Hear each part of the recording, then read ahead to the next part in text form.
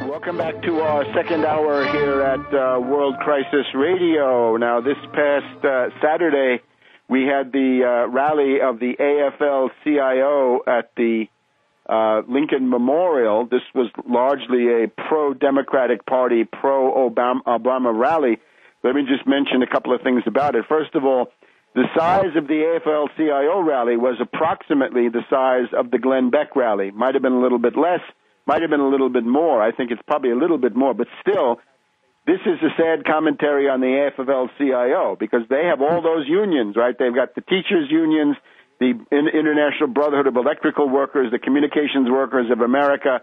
They're supposed to be able to turn out the masses, right? Glenn Beck is one tin-horn demagogue with Fox News behind him, but that's not a mass organization, right? You want to be a mass organization, you should be able to bring people out. So they were not able to double or triple the Glenn Beck. It also shows how hard it is to get people to a demonstration these days. Now, the other thing is, not one spokesperson for the administration, for Obama, came to address the heart of Obama's base, the people that put him into office. His thankless ingratitude was really obvious. Obama didn't come, didn't send a speech, didn't speak by video hookup or anything. No Biden to be seen. They could have sent, obviously, Hilda Solis, the Secretary of Labor, would have been obvious. No. Somebody from the Democratic National Committee. Nobody, as far as I can see. Absolutely nothing. A complete snub of Obama's base by Obama. Typical for this Wall Street puppet. The other thing that he did send, though, was cops with machine guns, people with assault rifles, MK-47, whatever they are, heavy-duty assault rifles, and an armored car. In effect, a light tank was sitting not too far from the Lincoln Memorial. So this was a sad commentary on the state of progressive forces in the United States. But we're going to have another demonstration soon. It's about 2 weeks now until 23rd of October, the Obama birth certificate march. So let's get an update on that. Let's go to our friend Phil Berg, distinguished attorney in Philadelphia, and see what's doing on the October 23rd demonstration. Take it away, Phil. Thanks, my pleasure. I feel really confident we're getting excellent response from people all across the country to come to Washington, D.C. on Saturday, October 23rd at 12 noon on the U.S. Capitol, the west side of the Capitol. We feel real good about it. I think that we're going to have a tremendous showing of people there. It's regarding several things. It's regarding his birth certificate, his eligibility, which goes into Indonesia, and also Obamacare, which is blatantly unconstitutional. And as more and more people are finding out, their rates are going up, their premiums are going, the premiums are going up, the benefits are going down, the co-pays are going up. I mean, this is really a disaster, this health care plan of his. And we're reaching out, as I've said to you before, that we are the umbrella for everyone in this country that's dissatisfied with Obama. And I say that because we can show he's ineligible to be president, therefore I think we can force him out of office, and everything he's done is voidable, therefore becomes void. And this is significant no matter what your issue is, whether it's health care, whether it's taxation, whether it's anti-war, whether it's Social Security, whatever, the multitude of issues that people are coming out against Obama on, because Obama really doesn't care about the people in this country. He's leading this country down the drain. But we are the umbrella, because if enough people come out with us to show the support, I really believe, as the courts are taking their time, we can force the issue. We can force the issue out, and that means, we can, I believe, demand that Obama resign from office. And if we get enough people out, I think the national media will have to cover our story, because our story represents the story for the entire American public. So let me recommend one thing. Chris Matthews, out of all the people on national media, Chris Matthews of MSNBC is the most hysterical about this issue. And if you bring up whether Obama's qualified to be president, he becomes hysterical. Now, remember back in May when you had announced a march that then got called off for various reasons?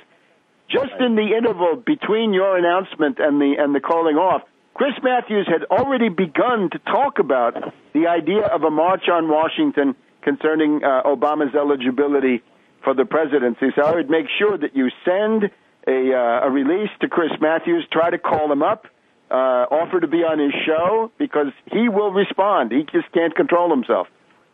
Yeah, he really can. Great suggestion. And I don't know if you saw last night, David Letterman was talking about the march that's occurring a week after us. So I'm going to try to see if he'll give me equal time. I doubt it. But we're going to do everything we can to be out there. And it's really important for everyone. When the show's over, please go to our website, obamacrimes.com, OBAMACRIMES.com. And please send it to everyone in your address book. And please ask them to send it on. This rally on October 23rd could be the deciding factor in whether Obama stays in office. It also will have a resounding effect on the elections, which are coming up right after that. So do your part. Within 2 to 3 hours of Washington, D.C., is 20, 30, 40 million people. We need just a fraction of that to come join with us and demand that Obama show us he's constitutionally eligible to be president. And if not, demand that he resign from office, because we're the laughing stock of the world. And we can't be. You know, we have to go back to our founding fathers who brought forth this Constitution, the Declaration of Independence, the Bill of Rights. These documents, which have been copied around the world, most have not succeeded. But your rights are being taken away now by Obama. He doesn't care. And look at the bailout on his administration. More and more people are leaving his administration. They're bailing out. They know that time is short, I believe, for Obama to be there. We can do it together. Peaceful revolution by getting together on the west side of the Capitol on October 23rd. Please join with us there and do your part to make our country what it was before. Because before Obama got in there, Obama is scary and frightening on the things that he's doing, and there's even a thing with the Second Amendment. He's trying through an international treaty to backdoor to take away your gun rights. This is wrong. Obama is wrong. But basically, we have to go by the fact that he's his birth, but bigger than his birth certificate is the eligibility issue from Indonesia, where we have his name is Barry Sotoro, his nationality being Indonesia, and his religion being Islam. If he hasn't legally changed his name since that time, his name is Barry Sotoro. Yes, he can use an alias, but not for fraudulent purposes. And that's what he is doing. He's doing it for fraudulent purposes, and we have to stand our ground and say we want the truth. And we can do it. And on the top of our flyer stating that about the rally, we have a picture of Obama, and under there we have, no, you can't.